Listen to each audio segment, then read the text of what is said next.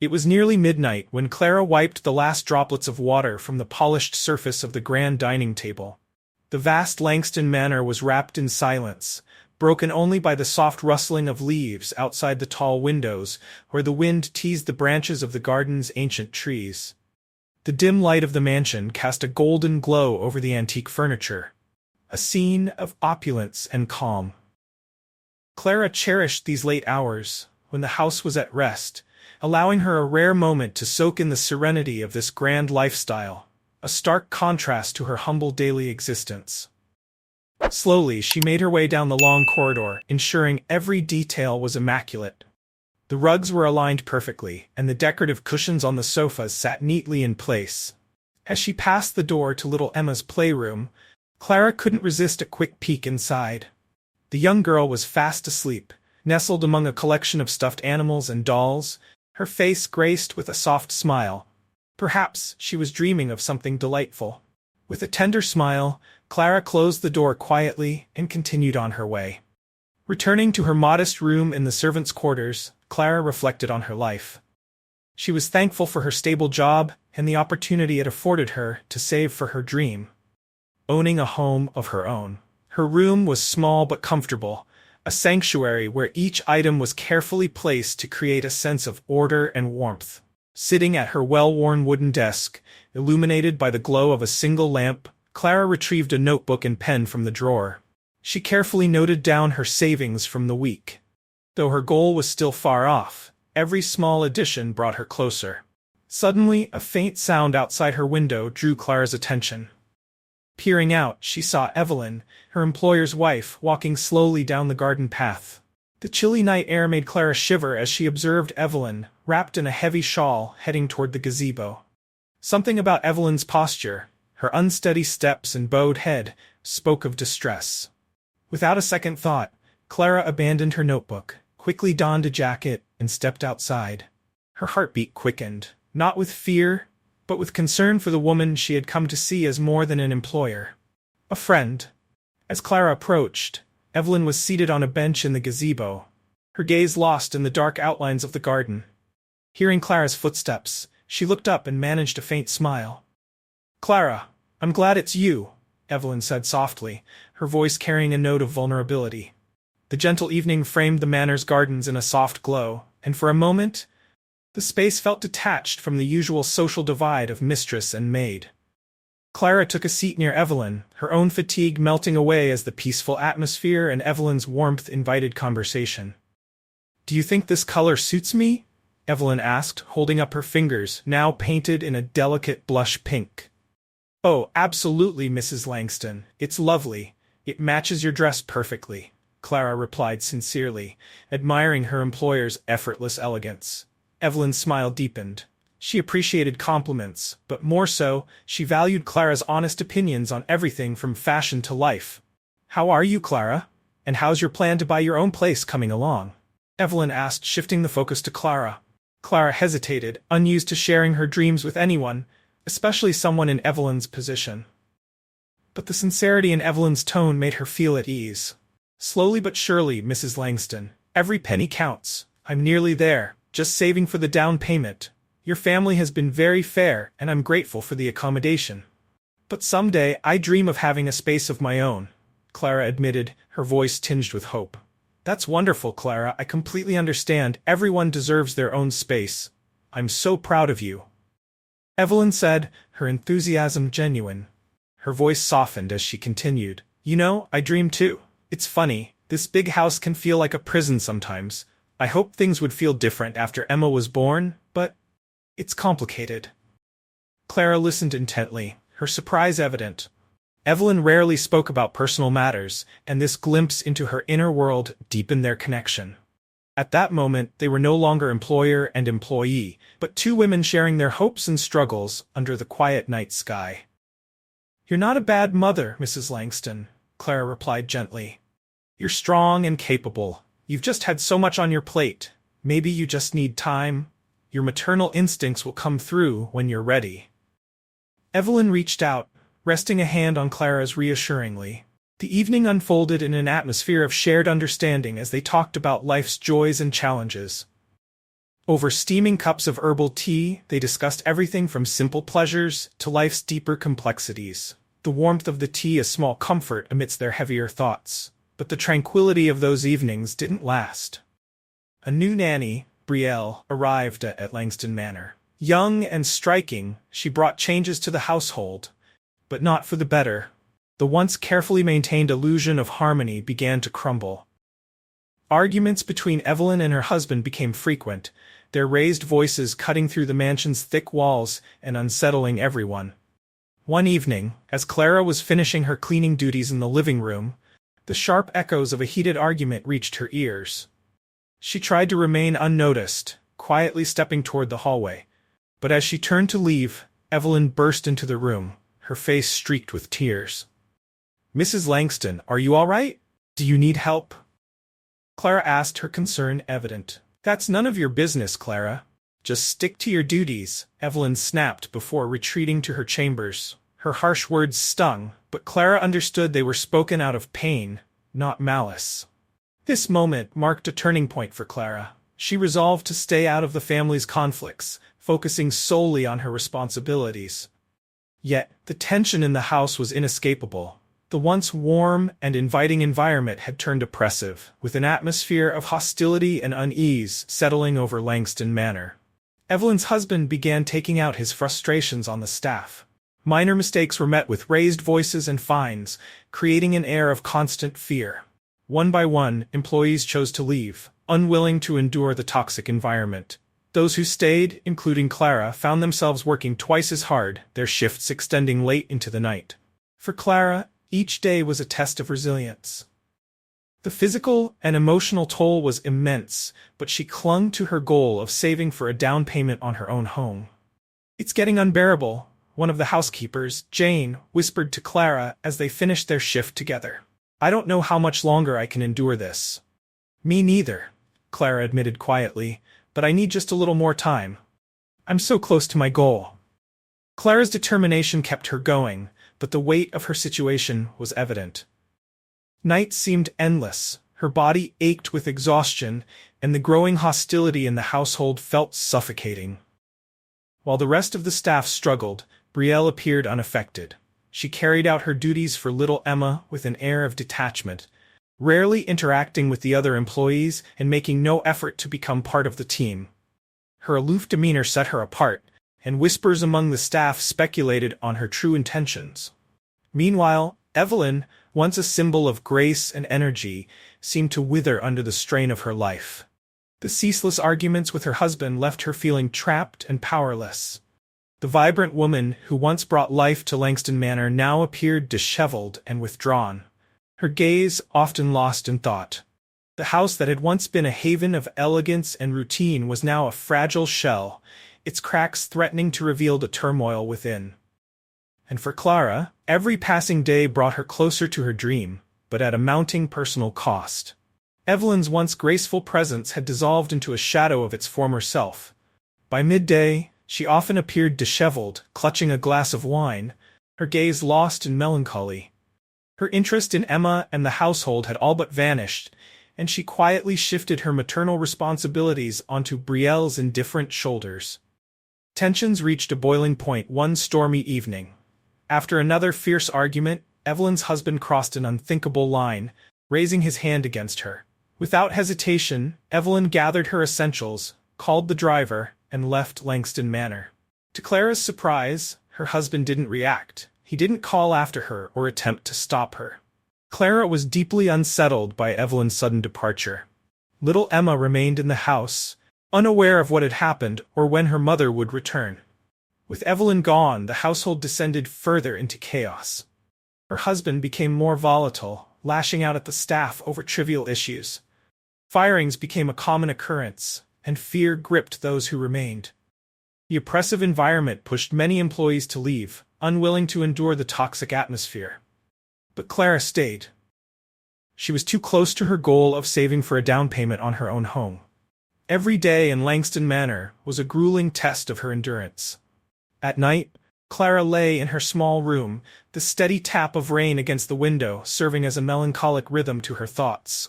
She often imagined the life she was working so hard to achieve, her own space, free from the turmoil of Langston Manor. Just a little longer, she whispered to herself, clinging to her dream for strength. Despite her resolve, the nightly shadows in the manor seemed darker than before. The silence was broken only by her echoing footsteps and, occasionally, Emma's cries. Brielle was supposed to care for the little girl, but more often than not, Emma was left alone in her room, crying for a mother who wasn't there. Clara's heart ached every time she heard Emma's cries. She fought the urge to intervene, reminding herself that stepping in could jeopardize her job. "I need to think about my own future," she repeated like a mantra. But with each passing night, her resolve weakened. The sound of Emma's sobs became unbearable, pulling at Clara's conscience. Finally, one particularly heart-wrenching evening, Clara couldn't take it any longer. Quietly, she approached the nursery, her hand trembling as she turned the door handle. Inside, Emma sat in her crib, clutching a stuffed bear, her tear-streaked face a portrait of loneliness. "Emma, sweetheart, you're not alone," Clara whispered softly as she stepped inside. She gently lifted the little girl from her crib and held her close, rocking her and humming a lullaby from her own childhood. Emma's sobs gradually subsided as she clung to Clara, her small body seeking comfort and warmth. The encounter left Clara profoundly shaken. As days turned into nights, she found herself thinking more about Emma's plight. Conversations with her colleagues only confirmed her fears. "Clara, you're better off keeping your distance," Jane warned one evening. "You're a housekeeper, not a nanny. If the boss finds out, you'll lose your job. And for what? You can't change anything." Clara nodded, knowing Jane was right. But ignoring Emma's suffering felt impossible. Each time she heard the child's cries, her heart ached anew. Determined to follow her instincts, Clara began visiting the nursery in secret. Every night she would tiptoe to Emma's room, ensuring the little girl was safe and soothed. These moments, though risky, became a source of solace for Clara amidst the chaos. In the quiet of the nursery, as she tucked Emma in and hummed her to sleep, Clara found a glimmer of light in the darkness that Langston Manor had become. For Emma, these visits brought a shred of comfort in a world that seemed indifferent to her pain. And for Clara, they reignited a sense of purpose she didn't know she still had. In a world dominated by wealth, deception, and adult conflicts, the small act of comforting a lonely child felt like a tiny rebellion against the chaos. "I can't fix everything," Clara thought as she tucked Emma in. "But I can make her nights a little less cold." Despite the risks, these moments gave Clara a quiet sense of righteousness. But one particular night was different. The master of Langston Manor had hosted a lavish party that stretched into the early hours. By morning, the house was expected to shine as if no revelry had taken place. Armed with a bucket, rags, and a small arsenal of cleaning supplies, Clara set about her task. The scent of expensive perfume and spilled wine still lingered in the air, and the hallways were littered with confetti and discarded decorations. As Clara methodically scrubbed, the raucous echoes of the previous night faded into silence. The mansion was tranquil, except for the occasional murmur of street noise outside. Suddenly, this calm was shattered by a piercing cry from Emma's nursery. Clara froze. She tried to focus on her cleaning, but the sound tugged at her. Her maternal instincts surged. Dropping her mop, she moved toward the nursery, her heart pounding. Quietly, she pushed open the door, revealing the dimly lit room, illuminated only by a star-shaped nightlight. Emma sat in her crib, clutching a stuffed bear, her small face streaked with tears. No one, neither her father nor the nanny, was there to comfort her. "Emma, sweetheart, it's okay," Clara whispered, stepping forward. Gently, she picked up the trembling child, adjusting her position to make her more comfortable. Offering Emma her fallen pacifier, Clara held her close. Gradually, Emma calmed, resting her head on Clara's shoulder. Within minutes, the little girl drifted back to sleep, her small hand clutching Clara's sleeve. As Clara laid Emma back in her crib, anger burned within her, not just at Brielle's negligence, but at the entire household's indifference. Determined to understand Brielle's whereabouts, Clara quietly made her way through the shadowed corridors. It wasn't long before she heard muffled laughter and voices. The sound led her to one of the guest rooms, where the unmistakable voices of Brielle and the master of the house emerged.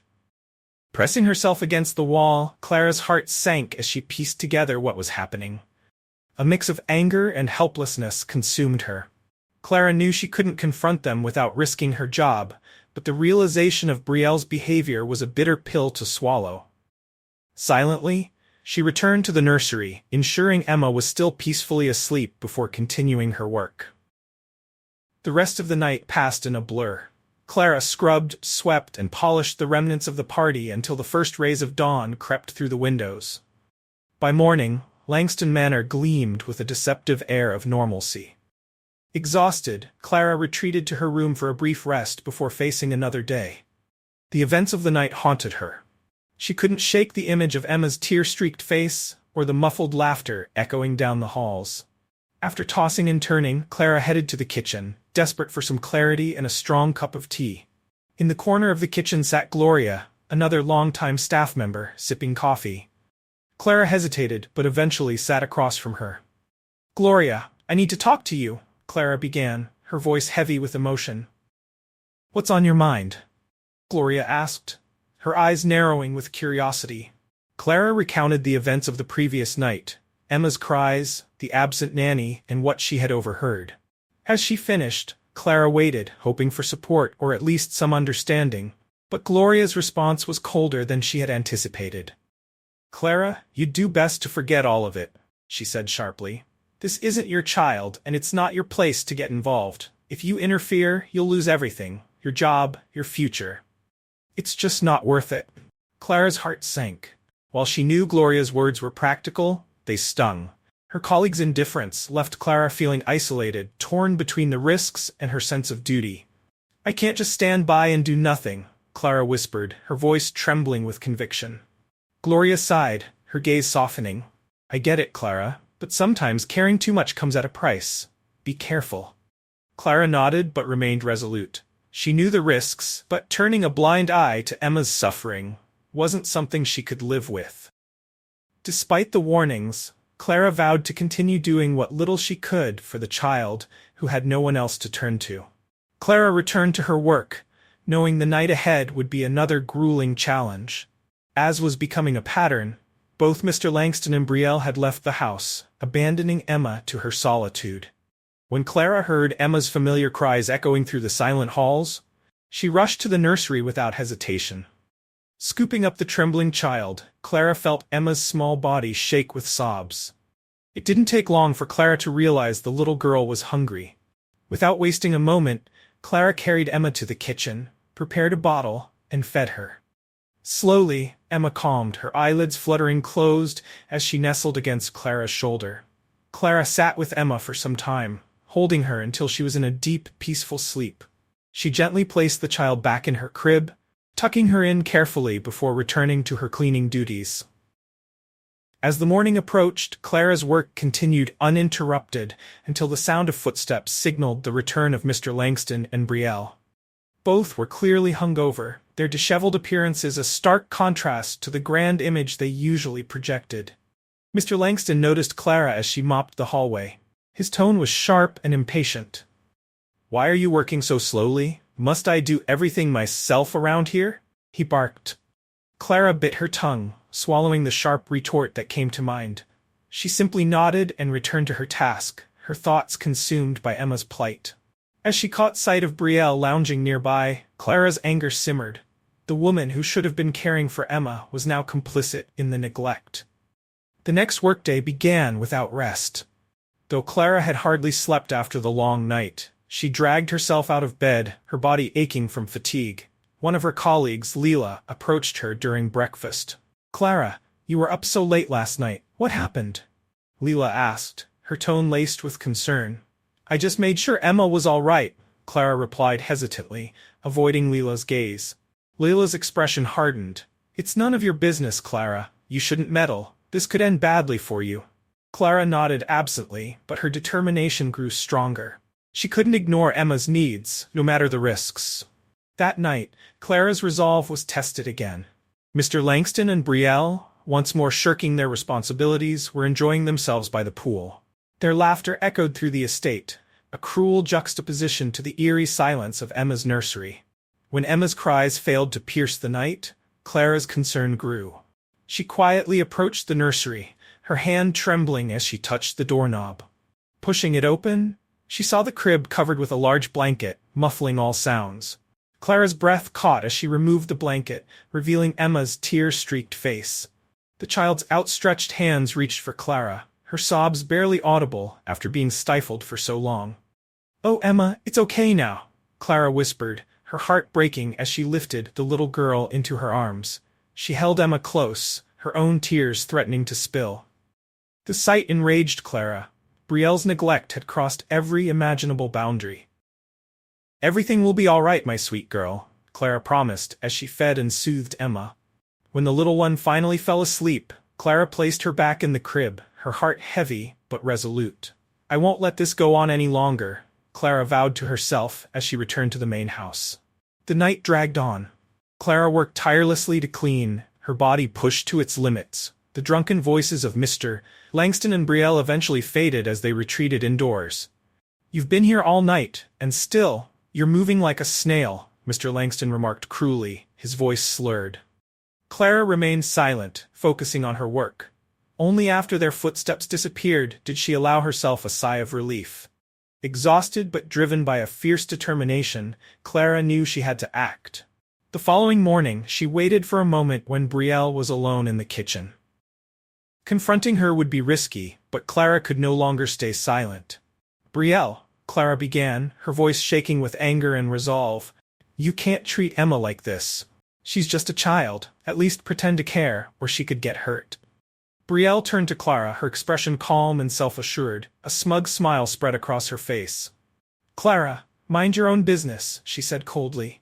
"You're just a maid. If I want to, I'll make sure you're out of here. And don't worry about Emma. Soon, I'll be the mistress of this house." The audacity of Brielle's words left Clara stunned. Anger surged within her, but she knew she couldn't afford to lose control. For Emma's sake, she had to play the long game. Clara left the kitchen with her heart racing and her resolve firmer than ever.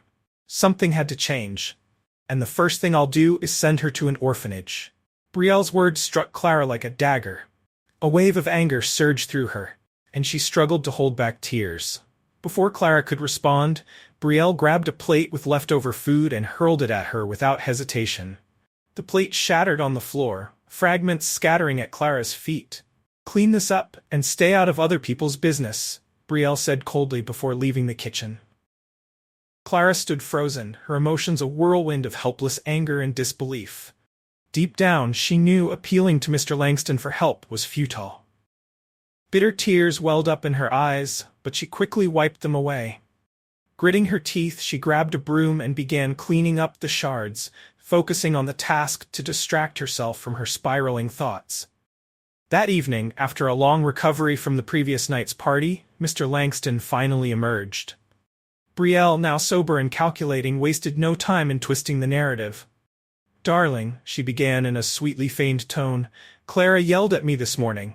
She's always meddling with Emma, and I suspect she's even been stealing from the house." Mr. Langston, visibly irritated, summoned Clara immediately. "I've heard about your behavior," he said, his voice sharp and unforgiving. "Finish your work, and then leave. Don't expect your pay for this month either.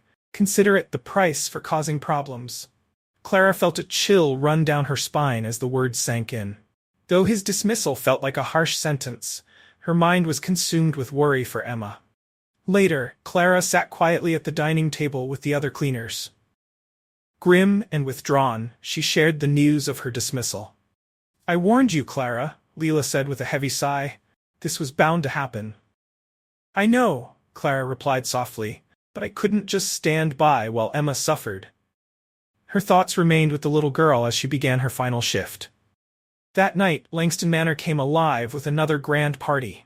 Music and laughter echoed through the halls, while no one spared a thought for Emma, left alone once again. Clara was cleaning a hallway when Emma's familiar cries pierced the revelry. Her heart clenched and she abandoned her cloth and bucket, rushing to the nursery. In the dim light she found Emma in her crib, tears streaming down her small face. Without hesitation, Clara lifted the little girl into her arms. Emma clung to her, wrapping her tiny arms around Clara's neck. For the first time, Clara saw a faint smile break through Emma's tears. The moment melted her heart. It was then Clara knew she couldn't leave Emma behind in this house of neglect and chaos. Making up her mind, Clara quickly gathered some of Emma's belongings, packing them into a small bag. Holding the child close, she slipped quietly out of the house through the back door.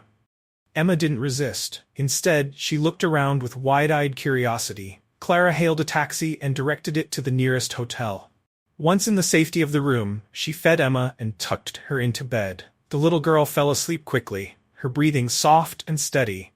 Clara sat on the edge of the bed, her mind racing. Emma's peaceful sleep contrasted sharply with the storm of emotions raging inside her. What she had done could easily be interpreted as kidnapping. Fear gripped her as she considered the consequences: arrest, prosecution, and the possibility of Emma being returned to the very home where she was unwanted. Sitting in the quiet hotel room, Clara tried to think of her next steps, but her thoughts swirled endlessly, like a whirlpool with no escape. As the weak rays of morning sunlight seeped through the curtains, they illuminated the small corner where Emma lay, safe for now. But the dawn didn't bring Clara peace. It brought the weight of urgent decisions and an overwhelming sense of dread. She leaned back in her chair, panic barely suppressed, and stared out the window. The gravity of what she had done pressed heavily on her chest, but one thing remained clear. She would do everything in her power to protect Emma, no matter the cost. Clara dialed her colleague Leela's number with trembling hands. She hoped Leela would be at work and able to answer. The call broke the heavy silence of the hotel room, and after a few tense rings, Leela picked up. "Clara? What's going on?" Leela asked, her voice cautious. "Leela, it's me." I did it," Clara said, her voice shaking. "I took Emma from the house." "What have you done?" Leela exclaimed, her shock evident. "You need to return her immediately. The police are involved, Clara. They'll find you and arrest you. This is serious." "I know, Lila, but I couldn't leave her there," Clara pleaded, her voice cracking. "They didn't care about her. I couldn't just stand by. I had to do something." Lila took a deep breath, her fear evident. "All right, listen. I'll try to find Evelyn's number for you. She's still Emma's mother. Maybe she can help. But you have to be careful. This is a dangerous situation," Lila said, her voice trembling. Clara thanked her and hung up. Sitting down beside Emma, she tried to gather her thoughts as the little girl slept peacefully, unaware of the turmoil swirling around them. Minutes later, Clara's phone buzzed. "I found it," Lila said tersely. "I'm sending you Evelyn's number now. Call her. Maybe she can step in and fix this." As soon as Clara received the message, she wasted no time. She dialed Evelyn's number, her heart pounding with every ring. Meanwhile, back at Langston Manor, the police had already begun their investigation. Officers questioned Brielle, who feigned concern, but couldn't hide the boredom in her eyes. When the police traced Clara to the hotel, Mr. Langston and Brielle arrived shortly after, each reacting in their own way. Brielle made a show of concern, taking Emma into her arms and cooing softly as if she'd been worried all along. But Emma resisted, squirming and crying, clearly uncomfortable. Mr. Langston, on the other hand, was livid. His anger was barely contained, his focus not on Emma's welfare but on punishing Clara for defying him. Clara stood frozen in the hotel corridor, surrounded by police officers. When Mr. Langston began shouting, her heart sank with fear and hopelessness. An officer approached her silently and placed handcuffs on her wrists. The scene unfolded in front of curious hotel staff and guests, their disbelief evident. To them, Clara didn't look like a criminal. "It's going to be okay, Emma." "Don't worry," Brielle whispered to the little girl, though her cold eyes betrayed her frustration. Clara's actions had ruined Brielle's carefully crafted plans. Clara was quickly escorted to a police car and driven to the station. Once there, she was placed in a stark, cold cell. Alone and cut off from the world, all her dreams and plans felt shattered. She sat on the hard bench, her mind replaying the events that led her there. Detective Mark, a weary-looking man with kind but serious eyes, entered the interrogation room. He sat across from Clara, studying her carefully before speaking. "Ma'am, I don't know what led to this, but you understand that what you've done is a serious crime," he began. Clara remained silent, her eyes filled with unshed tears. Finally, she managed to speak, her voice trembling. I couldn't leave her there. She was suffering. If I didn't help, no one would." Mark nodded, jotting down her words. I see. You're not a typical criminal, and I believe you acted out of compassion. But the law doesn't differentiate easily, especially when powerful people are involved. Mr. Langston is influential, and that complicates things. Regardless of your intentions, you're facing serious charges. Clara lowered her head, tears streaming down her cheeks. The weight of her actions and the hopelessness of her situation pressed down on her like a crushing burden. The hours in her cell passed in grim isolation. The cold walls seemed to close in, and every noise from the corridor startled her. She couldn't sleep. Her thoughts were consumed by the consequences of her choices. She wanted to believe she had done the right thing, but the reality of her situation left her questioning everything. As the night dragged on, Clara sat on the bench, staring into the void, tormented by guilt, fear, and a faint, flickering hope that Evelyn might intervene before it was too late. The night passed in a haze of guilt and fear for Clara. By morning, she felt completely drained, her exhaustion a mix of physical fatigue and emotional turmoil. As the first rays of sunlight crept into her cell, the full weight of her situation hit her. Tears came in a sudden wave, and this time, Clara couldn't hold them back. She cried softly, careful not to draw the guard's attention. Detective Mark, who had spent the night piecing together information and questioning witnesses, looked as worn out as Clara felt. Despite his exhaustion, he approached her cell with 2 steaming cups of coffee in hand. "Morning coffee," he said gently, passing one through the bars. "I know it's not much, but maybe it'll help you feel a little better." He gave her a tired smile. Clara took the cup with trembling hands, murmuring her thanks. The warmth of the coffee stung her parched lips, but the small act of kindness offered her a moment of solace. "I spent all night speaking with your colleagues and neighbors," Mark said, his voice low but sincere. "I think I understand why you did this. I'll do everything I can to help, though I'll be honest. Mr. Langston is pushing for the harshest punishment." "Thank you, Detective," Clara whispered, her voice quivering. Mark squatted down, his eyes level with hers. "What would you like to eat? When I get some rest, I can grab you something from the cafe near the station." Clara managed a faint smile, touched by his concern. "Maybe something sweet?" she said quietly. Mark nodded and stood, promising to return as soon as possible. Left alone with the coffee in her hands, Clara took small sips, the warmth offering a brief reprieve from her overwhelming anxiety. After hours of grueling work, Mark had hoped to catch at least an hour of rest in his office, but his brief respite was cut short by a sharp, angry voice echoing through the station's halls. "How dare you arrest Clara? I'll sue you all for abuse of power." Mark jerked awake, rubbing his eyes as the shouting drew closer. The office door burst open, and there stood Evelyn, flanked by a team of determined lawyers, her fiery gaze locked on Mark. "I'm Evelyn Abbott," she declared, her voice firm. "Emma's mother. Why was Clara arrested? How dare you?" Mark scrambled to maintain his composure. "Ma'am, your husband filed a report of kidnapping," he explained. "Clara didn't offer any explanation at the time of her detention. She acted under my directive." Evelyn said, her tone unyielding but edging toward hysteria. "Clara is my daughter's caretaker. I asked her to take Emma away from that house." Her words, though untrue, sent a wave of relief through Mark. This revelation could change everything. "All right," Mark said, recovering quickly. "This changes the situation significantly." He reached for the phone. "I need to contact your husband immediately. He needs to be here to discuss this." Mark dialed Mr. Langston's number, his tone firm as he relayed the new information and demanded his immediate presence at the station. Evelyn and her legal team waited nearby, their expressions a mix of anxiety and determination. When Mark hung up, he turned back to Evelyn. "We'll review the charges against Clara, taking your information into account," he assured her. Evelyn's gaze softened slightly, though her resolve remained evident. "Good. Do everything you can," she said, her voice commanding. Hours later, Clara emerged from the station into the bright sunlight of a new day. The air felt different, lighter, hopeful. Detective Mark escorted her to the exit, a smile on his face. "I'm glad things turned out this way," he said warmly. Clara managed a grateful smile in return. For the first time in what felt like forever, she allowed herself to believe that brighter days might lie ahead. Clara smiled at Detective Mark, her voice still shaky with emotion. If you ever need to reach me, my number's in the file, she said, her tone half serious, half light-hearted. Mark chuckled, about to respond when a loud voice interrupted them. Clara!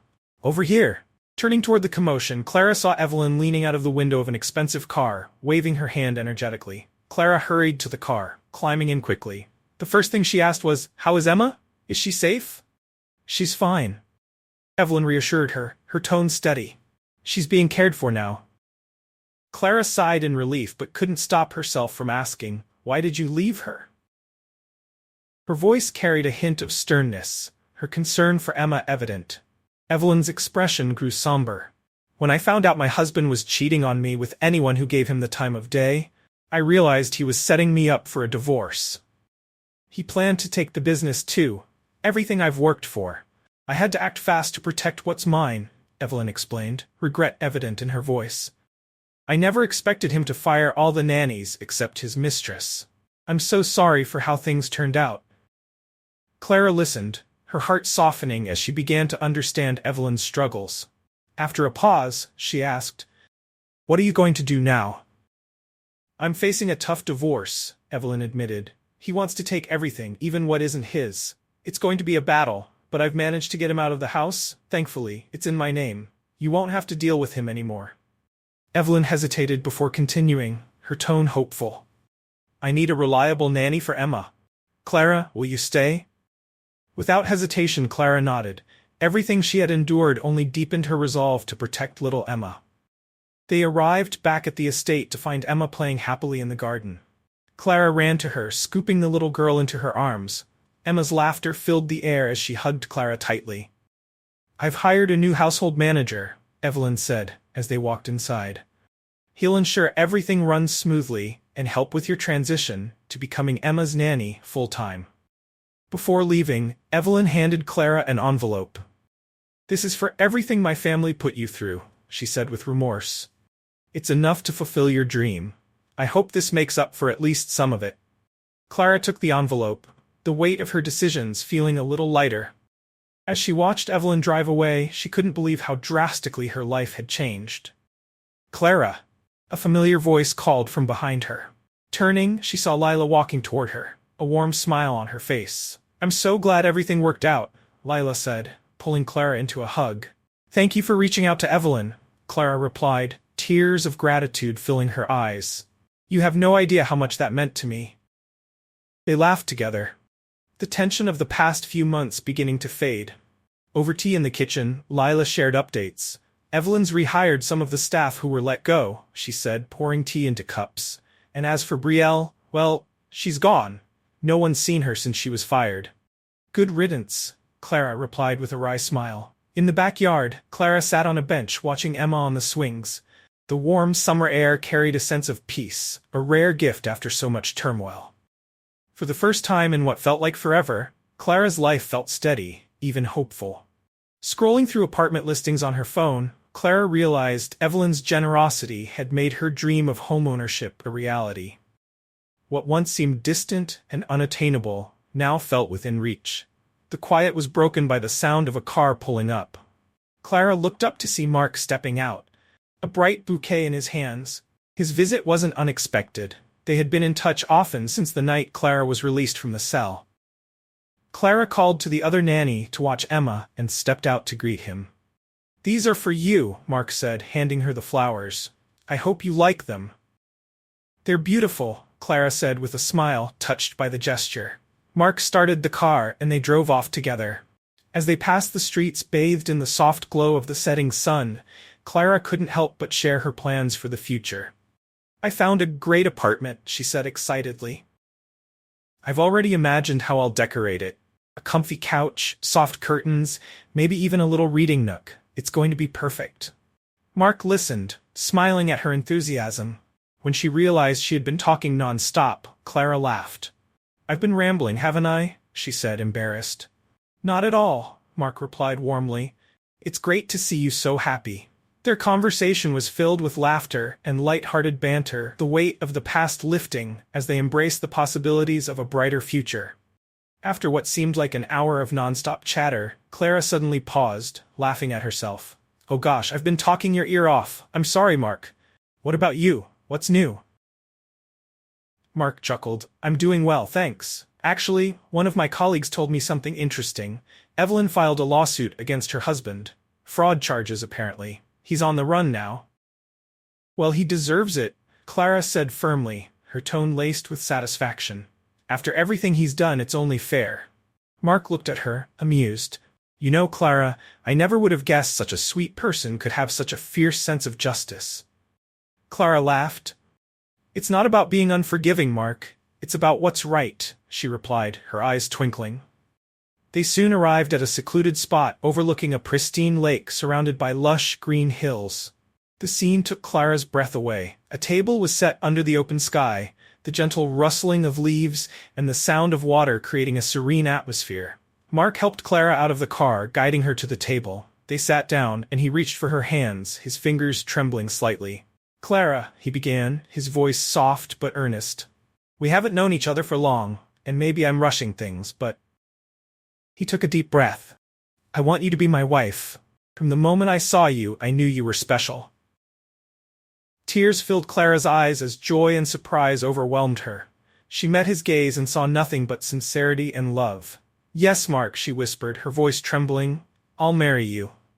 They embraced, the moment sealed with a tender, heartfelt kiss as the setting sun painted the sky in shades of gold and pink. Months later, after Evelyn emerged victorious in her legal battles, Clara and Mark visited her home. Evelyn sat in the garden, basking in the tranquility of her surroundings. Hi, Evelyn, Clara called out as they approached. Hello, Clara, how are you? Evelyn replied warmly. Clara asked about Emma, and Evelyn smiled. She's asleep right now, but you'll have plenty of time to play when she wakes up. She adores you, you know. Their conversation shifted to life and plans. Mark proudly announced that he and Clara were planning their wedding, and Clara added, You're invited, of course, Evelyn. Our honorary guest. I wouldn't miss it, Evelyn said with a smile, raising her glass. Clara mentioned that after the wedding and their honeymoon, she'd be happy to return to help with Emma if Evelyn needed her. Evelyn shook her head. No, Clara. I'm taking care of my daughter myself now. Things have settled, and I'll do my best to be a good mother. Besides, she added with a playful wink at Mark, you shouldn't wait too long. You'll make a wonderful mother yourself. Mark nearly choked on his tea at the unexpected comment, and Clara burst into laughter, hugging him and planting a kiss on his cheek. The group enjoyed the serenity of the moment, the weight of past troubles lifting as they embraced the calm and joy of a new beginning. In the warmth of that day, surrounded by friendship and hope, Clara felt the promise of a future filled with love, family, and endless possibilities. Top of form, bottom of form.